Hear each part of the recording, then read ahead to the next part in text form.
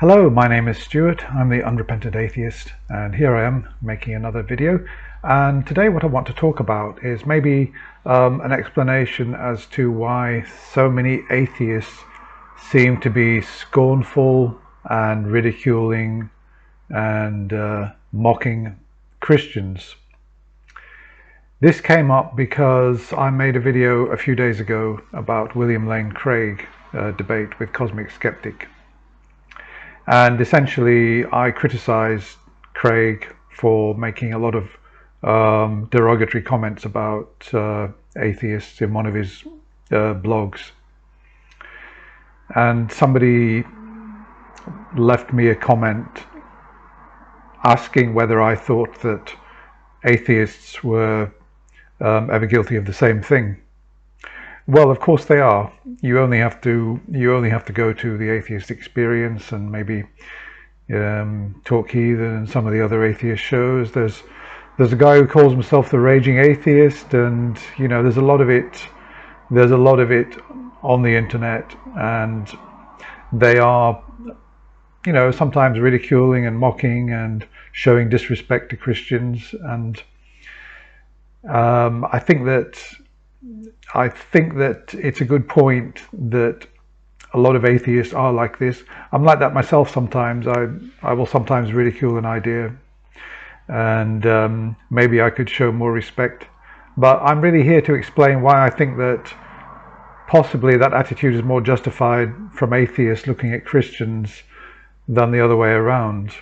So why would it be justified to ever mock somebody's religious beliefs, maybe even mocking the actual people, not just the beliefs, the mockery and the ridicule.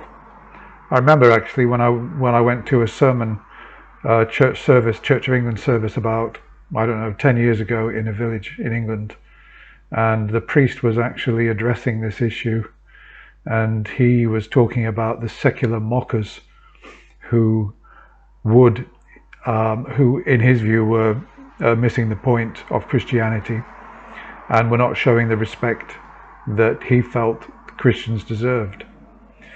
So what's the difference then? Why do I think that maybe it's justified to use this ridicule and show lack of respect for atheists, and yet Christians doing the same thing to atheists is probably not so justified? And the reason being that, let's see, what are atheists saying to Christians? Effectively, what atheists are saying to Christians is just that there's not evidence to support your worldview. There's not evidence to support your religion, and that's all we're really saying. If you set aside the mockery and the ridicule, which does happen, that's all we're saying. We're just saying we disagree with you. We think you're wrong. We don't think there is the evidence, and we think that that your worldview is not really supported by reality. So it's a bit like saying to somebody who claims that, I don't know, they've been told they're going to get £1 billion put into their bank account when they reach a certain age, and that they've got to take this on faith. They haven't got a contract and they haven't got anything else. They've just been told this is going to be so. And I would ridicule that belief, especially if the people who took that position were running their lives in such a way that they were expecting that they would have that £1 billion when the time comes. So that's all we're doing really. And I think we're hoping that this ridicule will maybe, change minds perhaps, or make people look at things in a different way. But I suppose that I accept the point that ridicule and mockery is probably not the best way to get people to change their minds. But I think that it's sort of done because of what Christians are doing by taking up their positions. So what Christians are asserting, first of all, be clear that Christianity, whatever sect you belong to, whatever branch of the religion, is an exclusive club. You are saying that God favors you, that there is a God first of all, and that he will favor you over other people who are not Christians. So it's an exclusive club. And it's not just like, for example, if I go to London and I'm walking in South Kensington or Chelsea, and I see a club and it looks quite nice inside. I can see men sitting down and it looks like quite a cozy atmosphere. They're drinking coffee and maybe they're eating, and I think, oh, actually that would be a nice place to go. And I try to go in and they say to me, can I see your membership card? Oh, I'm not a member. How do I become a member? Well, you need somebody to sponsor you. You need somebody to propose you as a member. And that's an exclusive club. But I wouldn't come away feeling that I'd been underprivileged in not being able to get in. Because if I really wanted to go in, I could simply find somebody to propose me, to sponsor me, to back my membership, and I could get membership by simply paying money and going in. I'm not having to adopt irrational positions in order to get into the club. Well, of course, unless they have some kind of ceremony where you have to pledge allegiance to, I don't know. I mean, it may well be that they don't allow atheists in which case I would feel that it's an absurd club to want to belong to. But setting that aside and moving on, so yeah, Christians, there's an arrogance about Christianity which sort of brings out this ridicule, and the arrogance comes from Christians claiming that they know the truth and you don't. They'll often say, do you know where we all came from, and do you know where we're going to? And I will say, well, not really. And they'll say, aha, you see, you don't know. And so they're claiming to know, but in reality they can't prove any of it, and it's just faith. But they're claiming to be in this privileged position of knowing what the truth is on all the big questions, and you don't. You're in ignorance. And that's a sort of that's an arrogant position to be in, because all we're saying as atheists is we don't believe in your God, because we're not saying your God doesn't exist. We don't believe in your God because we haven't really seen enough evidence to convince us. So I don't really see anything arrogant in that position as such. Christians are saying to atheists, your life has no meaning. We've got meaning because we're Christians. God loves us, and we know we're going to heaven. We know that our life has got a goal. You've got no purpose to your existence. You believe nothing, and there's absolutely no meaning in your existence. And again, that's another claim to exclusivity and favoritism as well. So that's another arrogant position to hold. Now, I'm not saying that all Christians say these things, but they may not overtly say them, but in being Christians, that's really what you're signing up to, even if you haven't articulated it that way. I think the other thing that gets atheists is the way that Christians, particularly creationists and those who believe in intelligent design and the unmoved mover was the cause of the beginning of the universe and all that kind of thing, which is not grounded in science. However much you want to say that it is, it isn't really. And this isn't an argument from authority, but you find that I would expect that more people very high up in science would be Christians, and they're just not. That's not an argument from authority. I'm just baffled as to why, if science supports the existence of God and Christianity so much, I'm baffled as to why more top-level scientists are not Christians. That seems a bit strange, but there may be another reason for it. Who knows? Okay, so the other thing is about sin. We're told that we're all born into sin. We're all stained by original sin, and only through belief in Jesus Christ can we have our souls cleansed before we go to heaven. and if we don't accept Jesus, we're effectively going to be damned and we're going to burn in hell. Again, I appreciate not all Christians say that, but if you read the Bible, there's enough in the Bible about hell and everything to conclude that that really is the doctrine, however much you might want to say it isn't. That's the implication, particularly that these points are often backed up with threats that, what do you think is going to happen to you when you die? Shouldn't you make your peace with God while you still have time?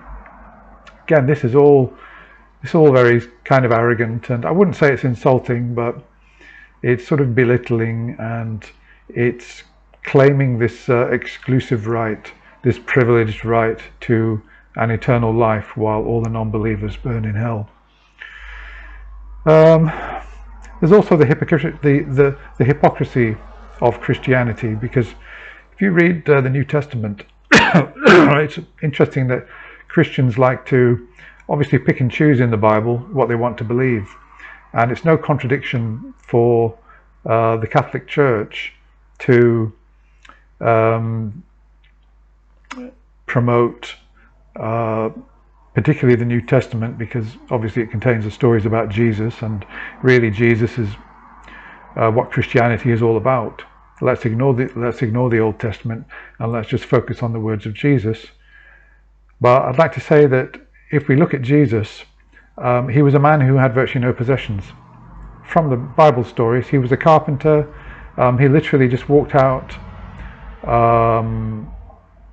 Was it Nazareth? He was born in Bethlehem, yeah. He just walked out of Nazareth, where he was a carpenter, with the clothes on his back, and he started his ministry. He started preaching, and he just lived off the road. People gave him food, etc. People gave him shelter, and they followed him. But he didn't actually have any possessions as such. And when one who wanted to follow him came to him and was trying to convince Jesus that that he was really he was genuine, he wanted to follow Jesus, Jesus said to him, and he said, "What do I have to do to follow you?" Correct me if I'm wrong, but Jesus said to him, "Sell all your possessions and follow me." And I believe that the man hung his head in shame. He realized he'd been found out. He didn't want to do that.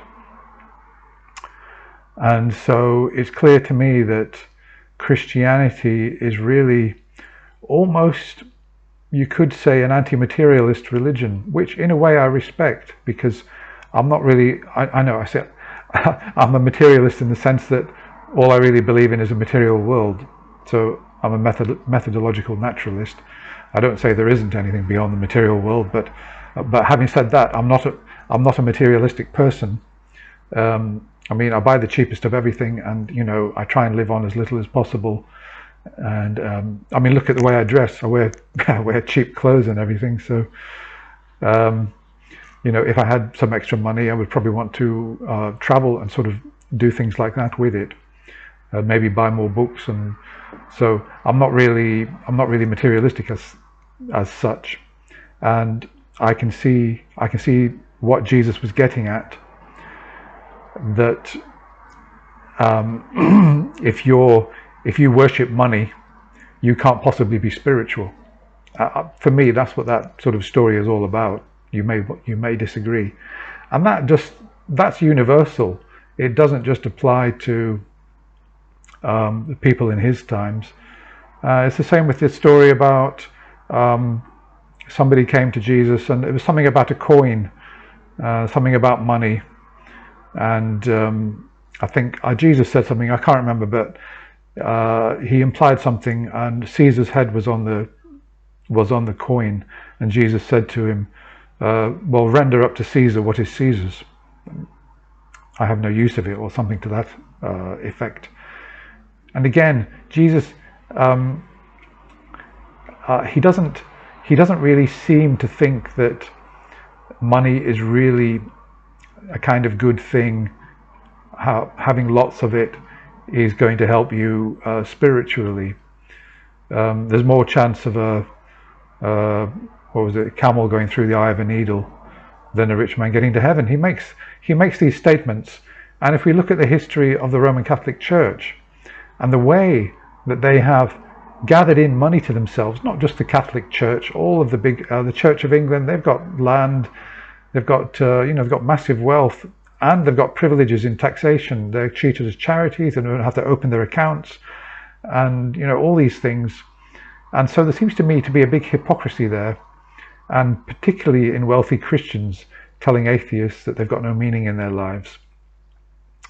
Because really Christianity does teach that in order to be properly spiritual, if you hang on to things, if you cling on to things like wealth, you just can't get there.